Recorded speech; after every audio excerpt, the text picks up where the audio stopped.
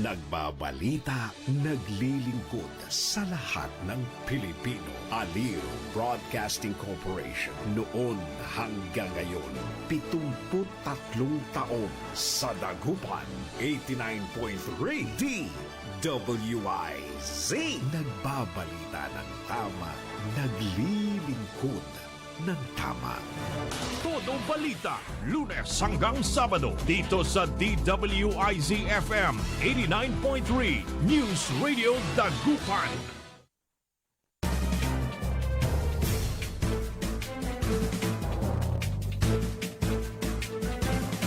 Isang napakagandang umaga ang ating pagbati.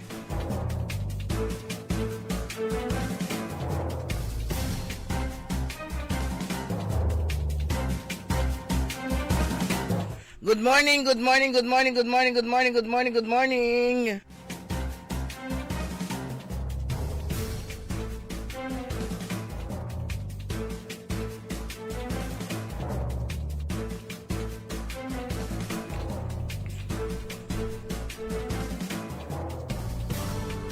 Magandang umaga po sa inyo lahat. Araw po ngayon ng Biyernes.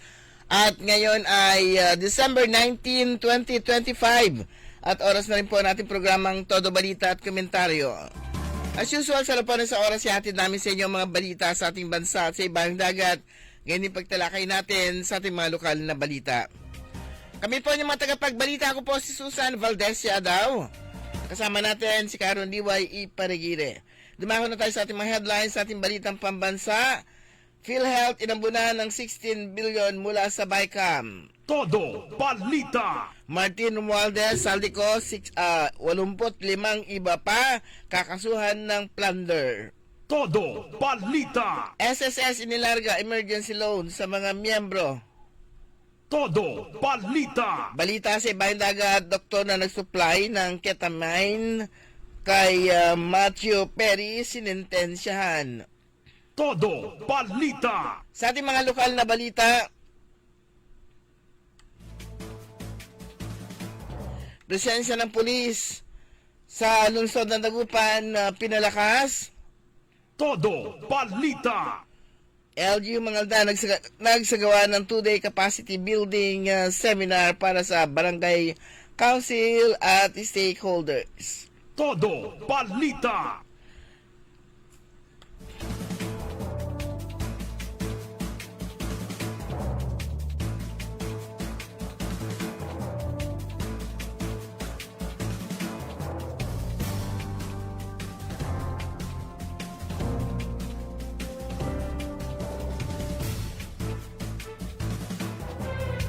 Sa ating balitang sports, umukit ng kasaysayan Pilipinas. Tunuldukan ang 40 taong tagtuyot sa SEA Games Gold.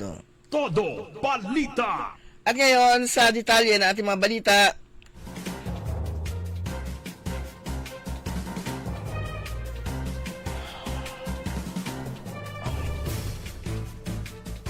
masayang inanunsyo ni Pangulong Ferdinand Bongbong Marcos Jr. na maaari nang mag-avail ng emergency loan ng mga kwalipikadong miyembro ng SSS sa gitna ng State of National Calamity Declaration sa bansa. Sa isang video message sa kanyang Facebook page, sinabi ng Pangulo na simula ngayong Disyembre magbibigay na ang SSS na emergency loan habang umiiral ang National Emergency. Dagdag niya, 7% lamang ang interes kada taon ng naturang loan at may 6 na buwang palugit bago magsimula magbayad ang borrower. Dagdag pa niya, patuloy siya nakikipagtulungan sa SSS upang makabuo ng mas ligtas at makatarungang alternatibo sa mga microloan at emergency loan.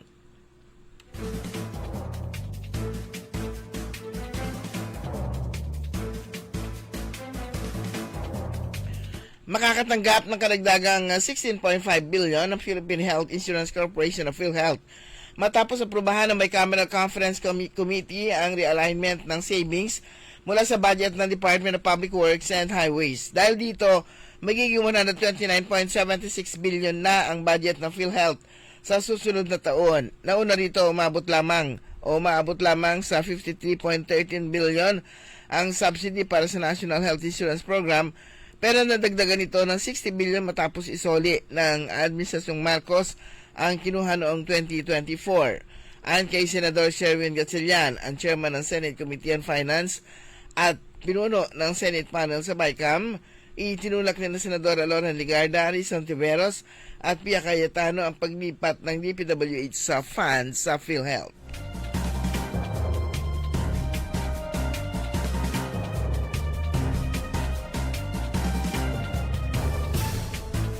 Ipinahayag ni Department of Public Works and Highways Secretary Vince Dizon na inirekomenda ng ahensya ng ang pagsasampa ng kasong kriminal at administratibo laban sa 87 individual kabilang sina dating House Speaker Martin Romualdez, dating Ako Bicol Party List Representative Saldico, kaugnay ng flood control scam. Kasama ang Independent Commission for Infrastructure at Department of Justice, inirekomenda umano nila sa Ombudsman na kasuhan ng plunder, malversation, anti-graft, and bribery at iba pa ang 87 individual. This is just the beginning. This will continue on. We will not stop here. Dini Dizon sa isang press conference. Umabot na aniya sa 150 million ang naibalik sa kaban ng bayan, habang 13 bilyong halaga ng mga asset ang na-freeze kaugnay ng controversial sa flood control projects ng pamahalaan. Dagdag pa ni Dizon, kabilang sa mga naibalik na pera ng taong bayan, ang 40 million mula kay dating DPWH Regional Director Gerald Opolencia noong Martes, December 16. Gayon din ang 110 million na binalik ni dating DPWH Bulacan District Engineer Henry Alcantara noong November 23. Dagdag pa ni Dizon, naabot naman sa 48 million na nakolekta mula sa pagbebenta ng mga luxury vehicles na mag-asawang contractor na sina Sara at Curly Discaya. Samantala, abot sa 13 billion na na-freeze na asset ni Anti-Money Laundering Council hanggang noong December 6. Kasama naman dito ang 8 air asset, 255 motor vehicle, 178 real property, 3 securities account, 16 na e-wallet account, 4,679 bank account at 283 insurance policy.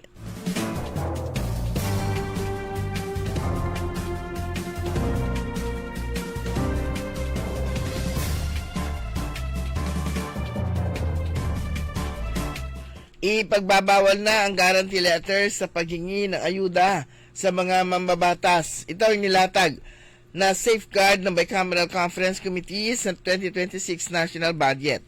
Pinuri ni Senate President Pro Tempore Panfilo Lacson ng Senate panel sa Bicameral Conference Committee na pinamumuno ni Senate Finance Committee Chairman Sherwin Gatchalian dahil sa paninindigan nito para sa mga pananggalang at transparency measures na ipinasok ng Senado.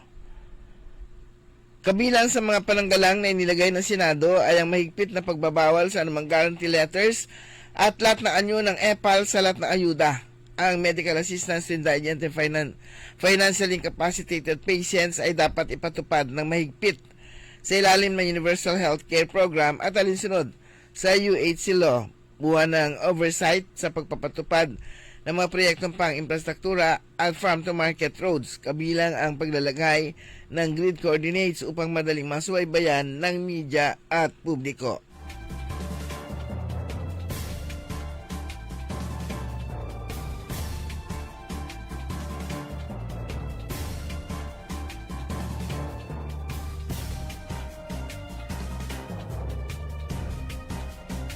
Sinimulan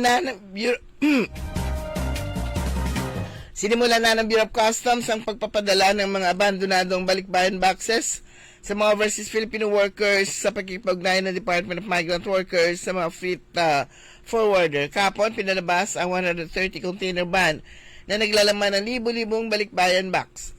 Ayon sa BOC, libre ang pagpapadala ng mga kahon sa mga OFW at hinihikayat ang mga may-ari o pamilya na suriin ang opisyal na BOC website para sa listahan ng mga unclaimed box at mga hakbang sa pag-claim tulad ng kinakailangang valid ID at bill leading.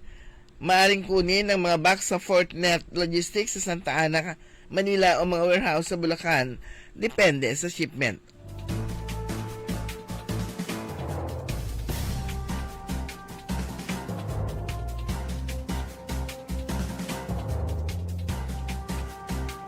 Balita sa ibaling dagat, sinintensyahan ng isang korte sa California ng 8 buwang home confinement ang doktor na nagsupply ng ketamine kay Francis Star Matthew Perry bago ito pumanaw noong 2023 dahil sa overdose.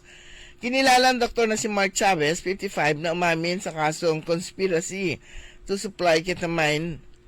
Ayon sa korte, nagsusulat si Chavez ng peking reseta upang makakuha ng ketamine na binigay niya sa kapwa doktor na si Salvador Plasencia na siya namang nagbebenta nito kay Perry hanggang $2,000 kada vial. Bukod sa home confinement, inatasan din si Chavez na magsagawa ng 300 oras ng community service. Isinuko na rin niya ang kanyang lisensya bilang doktor. Si Plasencia naman ay nasentensyahan na kamakailan ng 2.5 taong pagkakakulong at sinuko rin ang kanyang lisensya. Sumikat si Perry sa seryeng Friends bilang si Chandler Bing. Matagal na rin dokumentado ang kanyang pakikibaka sa adiksyon na detalyado niyang ibinahagi sa kanyang 2022 memoir.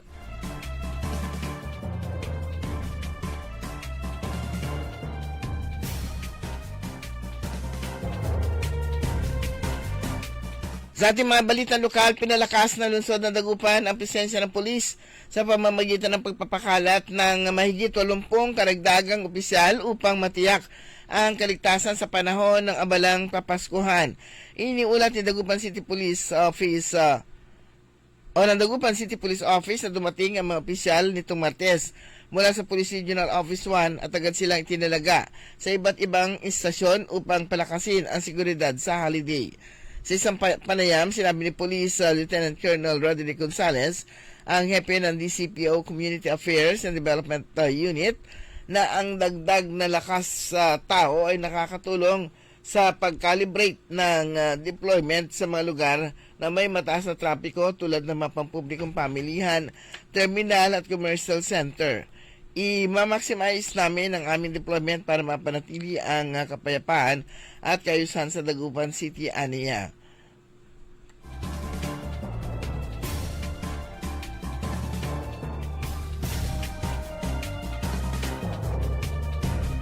Samantala, bilang sukli sa sipag at galing sa trabaho ng bawat empleyado sa Kapitolyo, hatid ng pamahalang palalawigan sa pamumuno ni Governor Ramon Gico III ang Beauty Care and Wellness Day. Pinangunahan ng Health and Wellness Club ng Provincial Human Resource Management and Development Office ang aktibidad. Layunin nito ni taguyod ang pisikal, mental at emosyonal na kalusugan ng mga empleyado, gayon din ang pagpapahalaga sa personal na pangangalaga bilang mahalagang aspeto ng pagiging magaling at mahusay na lingkod bayan. Formal nang sinimulan kahapon, December 18, ang 2 araw na capacity building seminar para sa mga barangay council for the protection of children at iba pang stakeholders na humahawak ng children at risk at children in conflict with the law cases na sinagawa ng lokal na pamahalaan ng mga aldan sa pamamagitan ng Municipal Social Welfare and Development Office sa 3rd floor Mangaldan Municipal Hall. Layunin ng seminar na palakasin ang kaalaman at kakayahan ng mga lokal na opisyal at katuwang na ahensya sa maayos, makatao at naayon sa batas na paghawak ng mga kasong may kinalaman sa mga bata. Na samantala sinundan ng talakayan ng isang open forum at question and answer segment upang linawin ng mga issue at karanasan sa aktwal na implementasyon ng batas.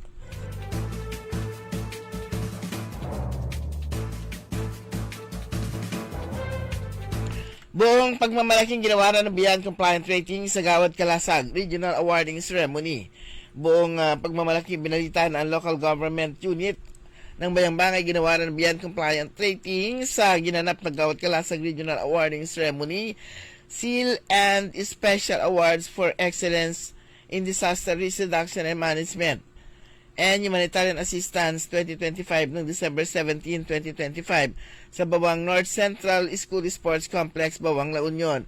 Sa pangunguna ng MDRMC Chairperson, Mayor Ninyao Sekyambao at LDRMO Jenny Bibuy, malugod na tinanggap Mr. Kenneth Macaraeg at Mr. Mario Rogelio Castañeda Jr. ang mga ng mga kawani ng MDRMO ang parangal. Sa tala, ang Bayan ng Bayambang ay kinilala bilang top 4 sa Pangasinan at top 7 naman sa Region 1. Sa nakalipas na 4 na taon, ang Bayambang ay nakatanggap ng Beyond Compliance sa taong 2024, Fully Compliant sa taong 2023, Beyond Compliant sa 2022, at Fully Compliant sa 2021.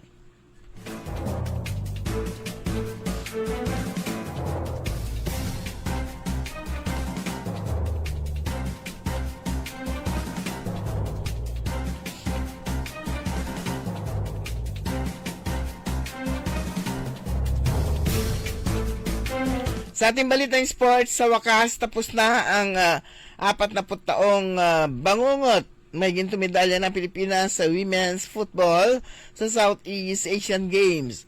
Sa puwersa si Nalib McDaniel at Jackie Sawikel sa endgame para sa kagila-gilalas na pagsilat ng Pilipinas kontra Vietnam sa penalty shootout 6-5 sa Chonburi Daikin Stadium sa Chonburi, Thailand nitong Miyerkules ng gabi. Si Sawiki na pang-anim na sumipang player ang nagpaabante sa Nationals na utakan si Vietnamese Tran T. Kim. At sinigurado naman ni Olivia McDaniel na hindi masasayang ang angas ng tropa sa bangis ng depensa na sumalag sa final attempt ni Tan Tri Kim tungo sa napakatamis na panalo. Yun ang final tally sa pagkaraan ng pukpukan 1-1 tie sa overtime at 0-0 sa regulation at nagpadiliryo sa maraming mga Pinoy na sumaksi sa laro at bagong kasaysayan para sa Nationals. Tinakluban nito ang dating dalawang best bronze finish noong 1985 at 2021 sa 11 Nation 13-day Binyang Regional Esports Fest. Nagpasarap sa Ricardo ang masaklap na simula ng Pinas Boosters sa kompetisyon 2-3 loss kontra Myanmar sa prelims. Nabuhay naman ng pagdiskitahan ang 5-5th seeking Vietnamese at tinambakan ang Malaysia para sumampa sa Final Four. Dito naman, sorpresa yung tinumba ang 5-time titleist Thailand via come from behind win 4-2. Sumanya ko po ang ating newscast sa ating Todo Balita Komentaryo. Yung po tagapagbalita ko po, si Susan Valdez siya daw. Kantabay natin si Ka Richard Ulanday. Ang oras po natin, ganap na alas 5:27. Ang balitang ito ay inihatid sa inyo ng Bingo Plus. Download Bingo Plus app now on Google Play and Apple App Store. Visit bingoplus.com to learn more. With Bingo Plus, bingo sa saya, plus sa panalo. Gaming is for 21 years old and above only. Game responsibly, keep it fun. Magandang araw po sa lahat ng masugid na tagapakinig ng DWIZ. Ngayong panahon ng Kapaskuhan, kami po sa pamahalaang lungsod ng Alaminos ay taus-pusong nagpapasalamat sa patuloy ninyong suporta, tiwala at pagkakaisa. Sa kabila ng mga hamon, nananatili tayong matatag dahil sa ating pananampalataya, pagkakaisa at malasakit sa isa't isa. Naway maging panahon ito ng pag-asa, kapayapaan at pagbibigayan sa bawat pamilya. Sa pagpasok ng bagong taon, asahan ninyo na patuloy kaming maglilingkod ng tapat at buong puso para sa mas maunlad, ligtas at masaganang Alaminos. Maligayang Pasko po at manigong bagong taon sa ating lahat.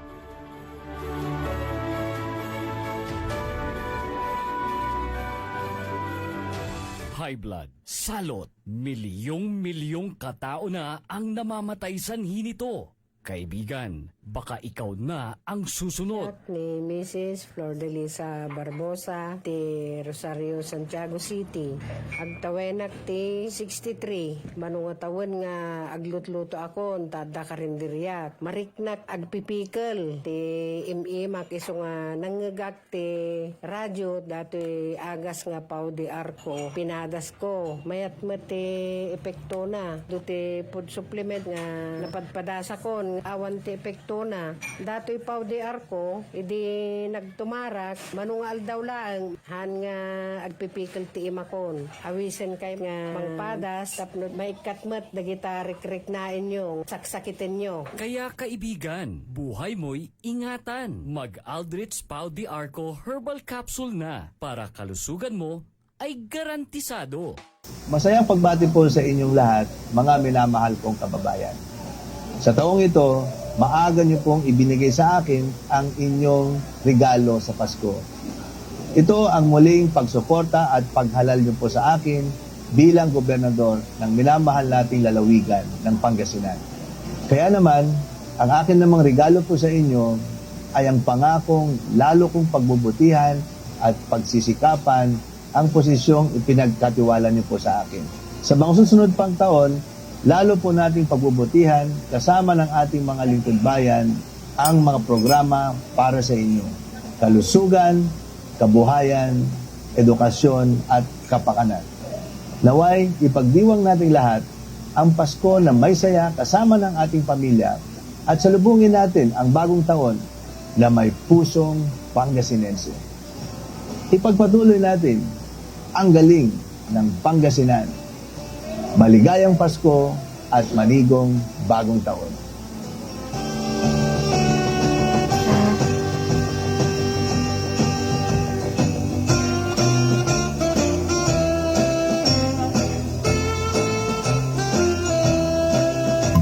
Hoy mga suki, hanap nyo ba ay mga murang bilihin, malinis at sariwang pagkain sa pang-araw-araw at handaan tuwing may okasyon?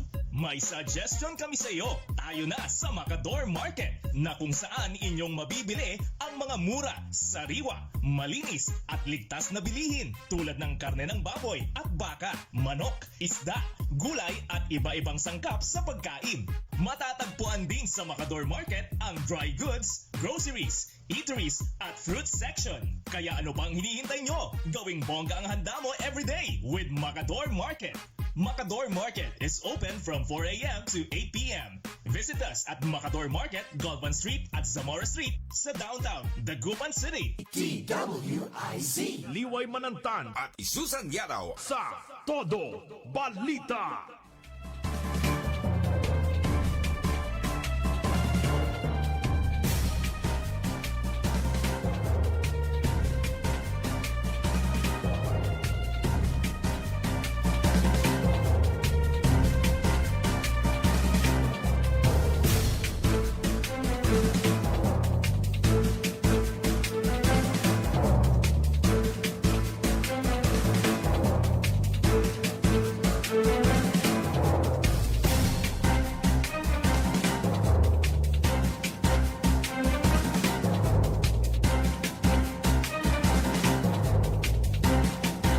Okay mga kaibigan, oras po natin ganap ng alas 5:32 at welcome sa ikalawang bahagi po ng ating programang Todo Balita at Komentaryo. Siyempre niyo po tagapagbalita ko po si Susan Valdez daw. Alam ko nga sa partner tayo, si Ka Arun Liway. Ayan. Aha, magandang balita po para sa ating mga empleyado ng gobyerno. Ito sa gobyerno, tsaka sa mga estudyante. Naglabas ng, kasi lagi po natin sinasabi ng mga nakalipas na araw, yung December 29, mahabang ano talaga to ha. Ayan, naglabas ng memorandum circular ang Malacanang. Ito yon, in order to provide government employees full opportunity to celebrate New Year's Day activities and to allow them to travel to and from Manila. Hindi nyo binasa yung text ka. To and from different regions in the country. Work in all government offices is hereby suspended on December 29, 2025, Monday, and January 2, 2026, Friday. Agencies responsible for basic, vital, and health services and preparedness and response duties must continue to remain operational. The suspension of work in private companies and offices is left to the discretion of respective heads. This will take effect immediately. Ayan, ulitin natin. Sa lahat ng mga government employees, bibigyan sila ng full opportunity para makapag-diwang ng New Year's Day activities at para magkaroon sila ng pagkakataon na makapagbiyahe sa iba't ibang bahagi ng rehiyon ng Pilipinas, ang trabaho sa mga government offices ay suspended sa December 29, Lunes, at saka sa January 2, Biyernes. O yun ay sinasabi natin na talagang mahabang a long weekend na talaga yon So, start yun ng 27, 28, 29, 30, 31, 1, 2. Yay! Ang haba ng bakasyon nila. Hindi tayo kasali dyan. Kasi yung po mga responsible for basic, vital, and health services and preparedness and response duties, kinakailangan pagpatuloy nila ay kailangan silang pumasok. Ayan. Good morning kay Madam Dina Ferreira. Hindi siya nagbasa ng messenger niya. And good morning din and congratulations sa winner ng 10,000 pesos. Alangkungan. Ninamnam niya yung kanyang panalo. Hindi ako nakatulog kaagad. Kaya hindi ako nagising agad. But anyway, good morning po sa inyong lahat. Ako po si Liway Manantan Iparagire. At yun nga, yung may declaration na yung Malacanang, kaya yung last week ng December, napakahaba po nun. Dineclare nang walang pasok yung January 2. Yan po ay Friday. So yung week na yun, practically, wala nang pasok, walang So, start sila ng 27 hanggang January 2. January 3, walang pasok. Okay. So, yan. Wala pong pasok. Yan sa pero yung next week, 22, meron pasok yung 22, 23, meron pa. 24, half day na yan siguro, baka wala na yan. Wala pang declaration eh. Hintayin natin. Malay nyo, meron ulit magandang balita. Pero siguro tama naman na yung mahabang tama na yung mahabang bakasyon nyo sa almost yun 1 week, more than 1 week. Kaya nga 7, 8, 9 days na yun. Ay, haba nun Ang haba. Tinalo niya yung Holy Week. Kaya wag ko kayo, lalo na yung mga nag-oopisina, tapos tinaon na yun na ikinuha na nilang bakasyon. Wag ko kayong magtaka at wag ko kayong manghina sa pagpasok nyo sa opisina, wala na kayong pera. Pero yung mga sa mga private offices, nasa discretion na ng management nila. Pero kung syempre yung trabaho nyo nasa food industry, na kailangang nasa food industry, nasa supermarket, yung mga pwesto ng mga amo nyo nasa mall, ay kailangan talagang wala lang kayong pasok sa araw na sarado ang mall. At saka yung mga daily basis. Pero siyempre, ulit-ulitin natin ito para sa mga gobyerno lang po. Para sa mga nagtatrabaho sa gobyerno, at saka sa mga estudyante, kung may pasok pa sila, ayan, walang pasok.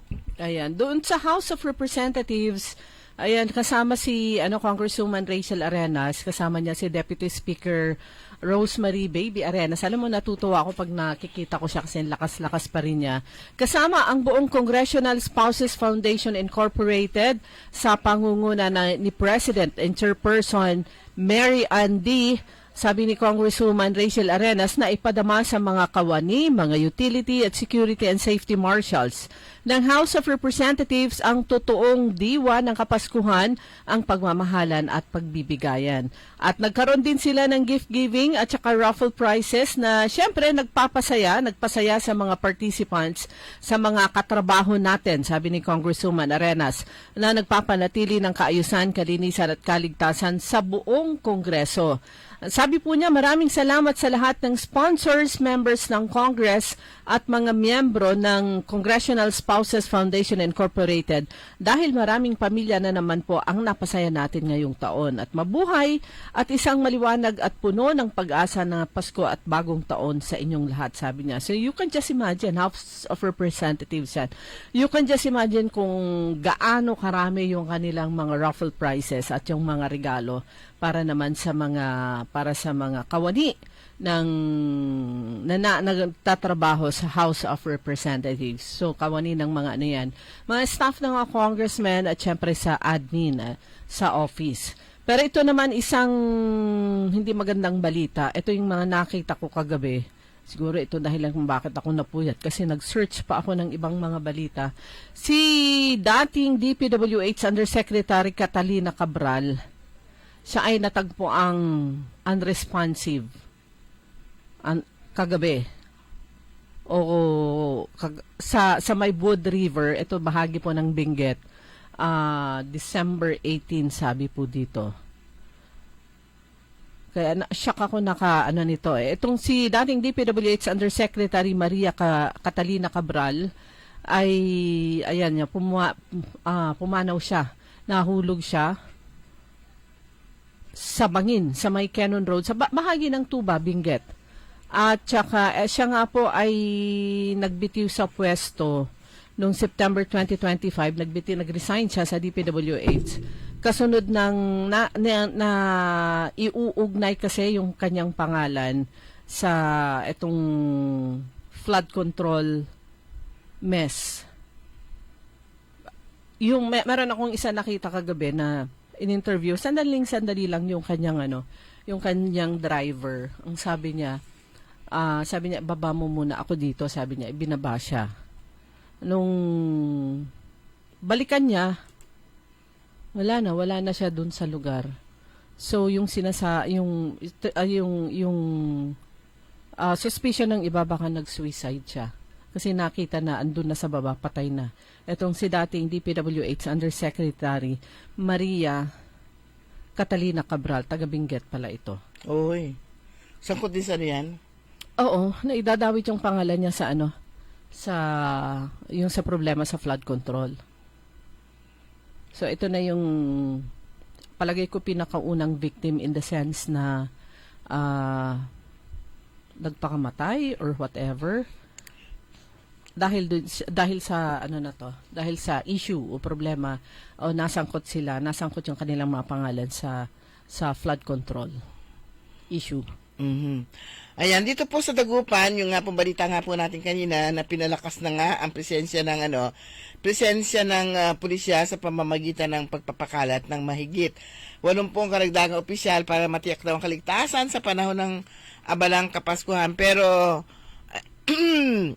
hindi natin alam kung wala pa tayong police report tungkol dito, pero yung inilabas nga ni May Landingen doon sa kanyang Facebook account, ito information on Dagupan, na mahirap na ngayon sa Dagupan kahit araw malakas na loob ng ma-hold upper. So na-hold up daw yung kapatid niya. Ito, babasahin lang natin. Ito, na-hold up yung kapatid ko kanina sa Dagupan City. Sa hold upper, makasana. So ingat lang po tayo ngayon kahit araw na may nang-hold up na sa mismong syudad. Magbanat kayo ng buto, lumabang kayo ng patas. Kunto, dito mismo ang location, dito pa tinuturo niya sa may bandang BPI, nakita natin dito. Doon sa junction. Sa traffic junction. Yung papuntang Arellano nga ito. Ayan, ingat lang. At walang pinipili lugar ang mga kriminal ngayon. Ayan, sana daw madagdagan ng police presence sa Dagupan, kwanto ayun nga, pero yun nga, magdadagdag na nga raw ng presensya ng police sa pamamagitan nga ng pagpapakalat.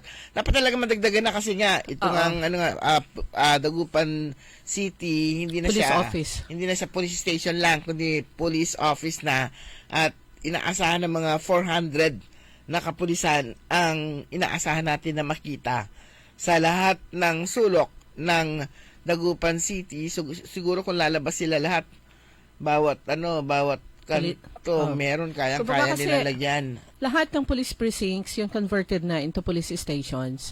At average siguro kung nakuha na nila, nasa 15 ang kada police station. Average po yun. Pwedeng mas marami, pwedeng kulang sa 15, pero yun po yung initial. Initial pa lang po yun sa itong conversion into police office ng Dagupan at saka yung mga police precincts, police station na sila. Although hindi pa, sabi nga ng Chief of Police ng City Director, hindi ito agad-agad ma-implementa. Siyempre hindi naman hindi overnight ma-implement yung kung ano yung dapat meron sa isang city police office. Ayan. Yung bilang ng personnel. Kasi nga yung kailangan pa yung taunang kota. So kung ilan ang kota ng Dagupan City. So siguro ngayon malaki na yung kota na makukuha ng Dagupan City dahil nga kailangan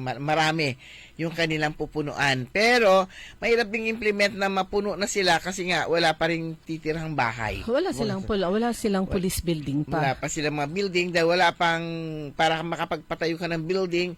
Marami ring dapat na i-consider. Kailangan meron kang sariling lupa. O kaya yung local government mag-donate ng minimum 400 square meters para sa isang police station building.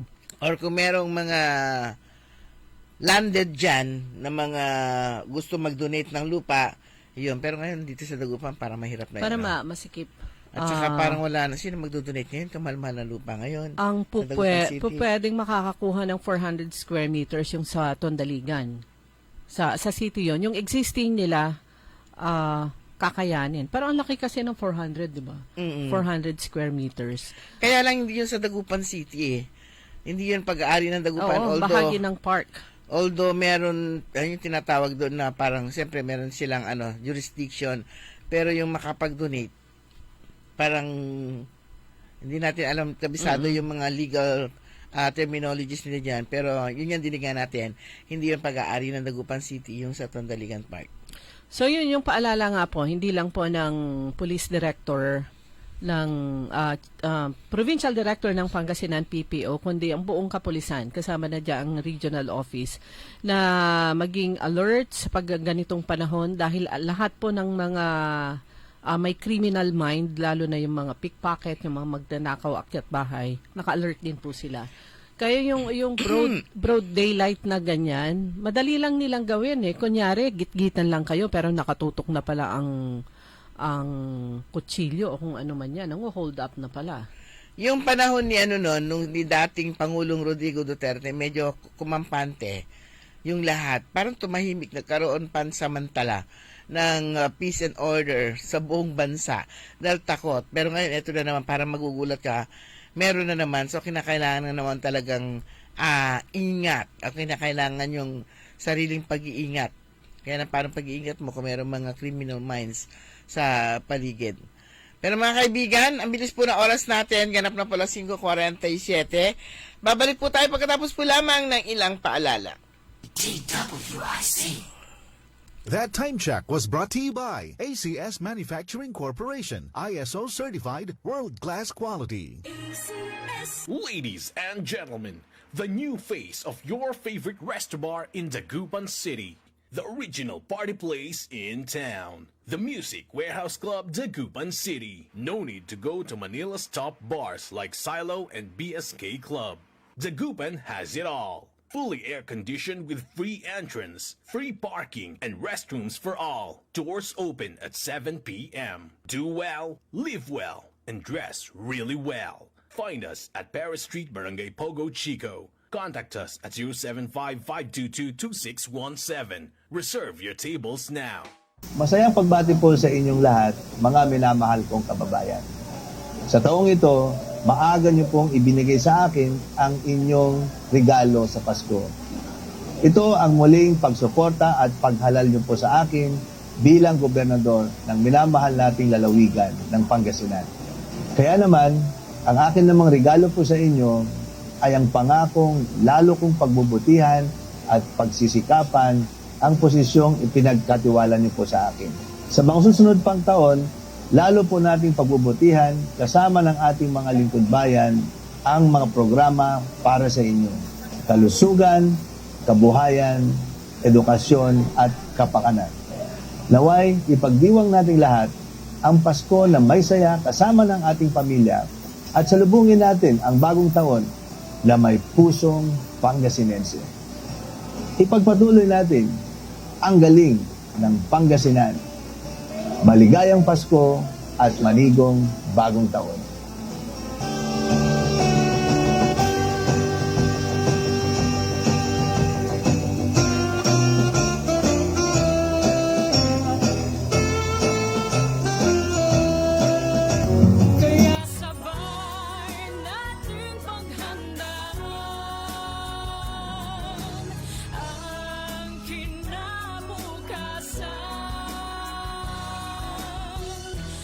Fortune Life, maaasahan mo nakatako sa aking pangako. Para sa compulsory insurance coverage for agency-hired migrant workers, Fortune Life Insurance. Securing your tomorrow today. Uy suki, mananap kayo na mamuran sa saliwan? Malinis tan sariwan panangan para at agaw-agaw yapon siya no walay okasyon? Walay suggestion meet si kayo. Galila at Macador Market, yadiman makasaliw na mamura, sariwa, tan malinis yasasaliwan niya karne na baboy tan baka, manok, sira, pising, tan nanduruman Ricardo para at panangan. Narumog yumat at Macador Market susaliwan na dry goods, groceries, panangan, tan walamat sulakuan na prutas. Anthony Serenso alagaran nyo, gawa yun nanduruma supon sa'yo agaw-agaw at Macador Market. Lukas agaw-agaw sa Macador Market, manlapon alas 4 at palbangon, hanggang alas 8 yalabi. Bisita kila at Macador Market, Galvan tan Zamora Street, dyan downtown at syudad na Daguban. DWIZ Liway Manantan at Isusan Yaraw sa Todo Balita.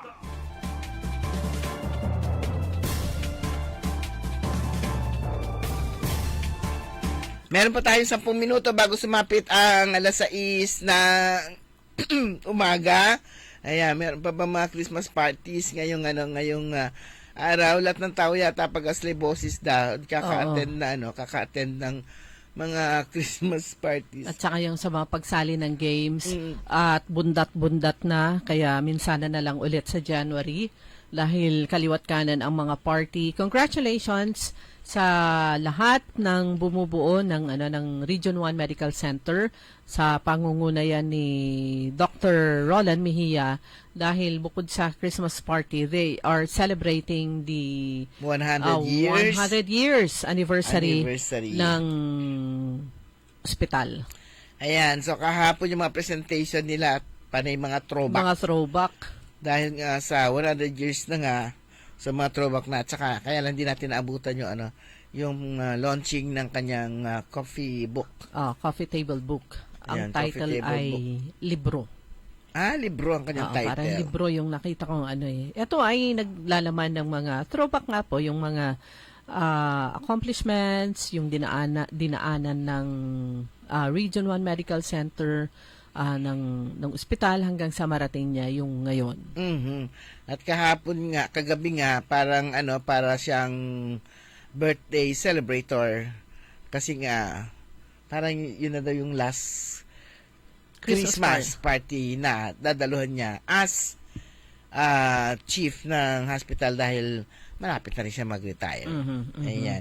At saka yan yung inaantabayanan palagi ng mga empleyado ng Region 1 Medical Center dahil alam nilang maraming paraffol, pero yung sama-sama sila lahat, syempre ito yung mga isa sa mga pagkakataon na nakakapag-dress up sila. Ayan, kagabi, yung mga nakaraan man naka-gown, kung ano yung theme, kagabi Filipiniana. Ayan. At kagabi rin yung Pangasinan Local Media, Bloggers and Influencers Fellowship din naman sa Kapitolyo. Ayan, and congratulations sa mga nanalo sa raffle. Sa mga super pinalad. Ayan, kasama na po yung aking partner. Pero hindi ako hindi ako hihiling ng pansit ngayon dahil ayoko nang kumain ng kumain. Nakailang pansit ba kagabi?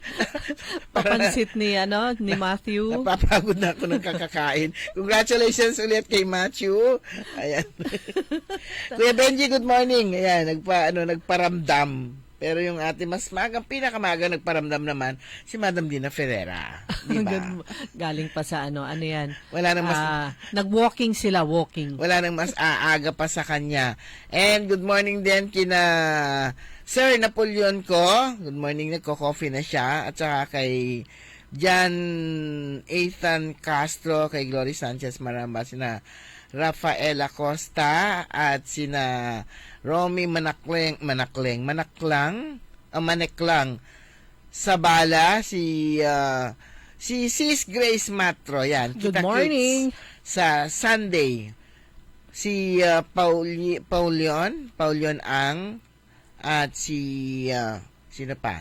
Julian Fernandez Hoson at si Dansoy Macam. Ayan, good morning po at saka si Cora Aquino at Kuya Marjan sa Barangay Tubang. Good morning din po sa inyo. Ayan. Si Ka Richard, okay na ba? Ready na ba yung parinig lang natin? Tagal Kahit konti lang. Kahit patikim doon sa mga mensahe ni Governor Ramon Gico III. Yung gusto niya talaga mangyari. Actually, yung mga ganap ngayon sa Kapitolyo, kung abala tayo na dumadalo ng mga Christmas parties, mas lalong abala yung ating gobernador na dumadalo rin sa mga Christmas parties na may Christmas party. Siyempre marami mga nag-invite sa kanya at kinakailangan talaga time management, pagbigyan niya lahat at madaluhan niya lahat, makapagbigay siya ng konting mensahe, tapos taridan siyempre yan. Mapagbigyan lang lahat ng mga nag-invite sa kanila. At saka sa sa showbiz, mukhang lalabas na at makikita na muli si Angel Locsin dahil meron na tayong nakitang video niya sa Facebook. Pumayat na siya. Pumayat na siya. As compared nung na talagang tumaba siyang, mataba dahil naman sa tinitake niyang, may steroid kasi yung tinitake niyang gamot.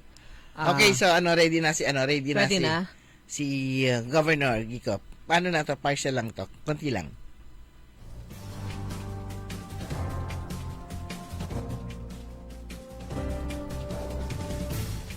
Wala akong expertise to do it. So kung may model doon, pwede nating i-replicate in some other towns.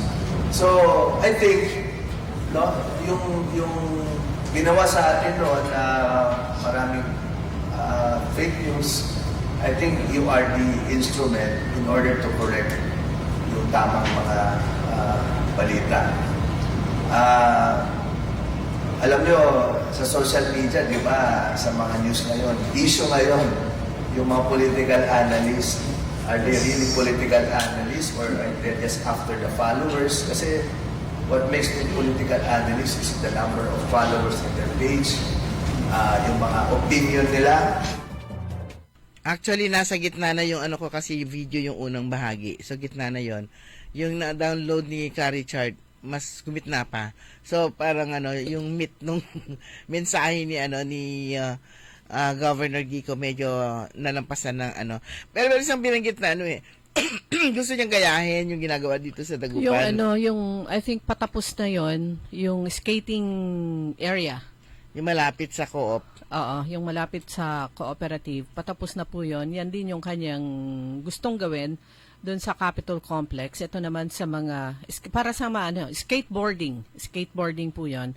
Yun din ang gusto niyang gawin, mailagay sa Capitol Complex. Pero wala daw siyang parang expertise tungkol dito. So, kumbaga sa aabangan muna niya sa Dagupan, titignan niya kung maganda, kung magiging successful yon, gagayahin. Ayan. Parang lang naman yan yung po ating mga LGUs, ito may tinatawag po nila na best practices.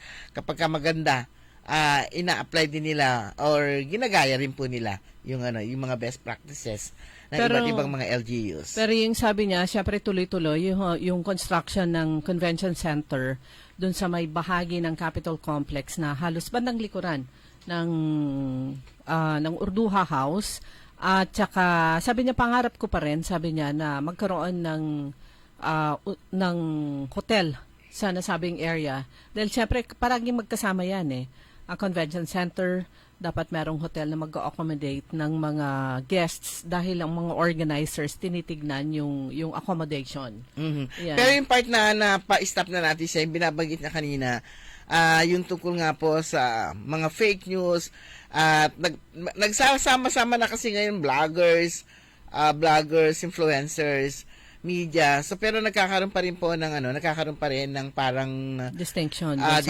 Yun nga, ang mainstream media at saka dito sa social media na napakarami, social media influencers, mga vloggers, lahat na pwede. Kumbaga wala silang regulation, paano nila i-regulate, pwede nilang gawin lahat. Samantalang ang mainstream, regulated po yan. Di ka pwedeng basta-basta magmura. At saka nababantayan, natututukan. Kumbaga sabi nga, mayroong accountability ang mga media personalities. Pero yung mga vloggers, mga influencers, sige lang, hataw lang, parang ganon. So yung actually part ng pakiusap na rin, mensahe kagabi ni Governor Gico, parang maging responsible. Yes, oo. Na, alam kasi na very wide yung kanilang audience, yung kanilang followers, halo-halo na yan. So maigi rin yung parang yung ginawa sa sa Alaminos, nakatuwang sila sa pagpo-promote ng kung ano ang meron dun sa lugar, kung anong meron sa Pangasinan, kung ano yung mga kumbaga wala sa paninira. Kasi yung iba talagang sadyang paninira ang ginagawa. At saka nga sabi nga, at saka nandyan kayo para i-counter yung mga fake news. Ayan. Kumbaga sa mas dapat pa rin paniwalaan pa rin. In short, yung mga nasa mainstream media. Pero, ang bilis ng oras natin, mga kaibigan. Ganap na pong 6:00 na ng umaga, so wala na po tayong sapat na oras. Kuya Benji, good morning. At saka si Madam Rosemary Ke, Mamata and Tropa. Yan, Good morning. Naghihintay yung mga yan. So wala na po tayong sapat na oras. Natabayanan po ninyo susunod agad. Early in the morning, makakasama po ninyo si Karen Orly Navarro. Programang Todo Balita at Komentaryo. Kami po niyo nakasama sa technical side, si Richard Ulanday. Ako po si Liway Manantan Iparagire. Ako naman si Susan Valdez Yadaw. Magandang umaga po sa inyo lahat. Sumainyo ang Todo Balita, Lunes hanggang Sabado, dito sa DWIZ-FM 89.3 News Radio Dagupan. Nagbabalik.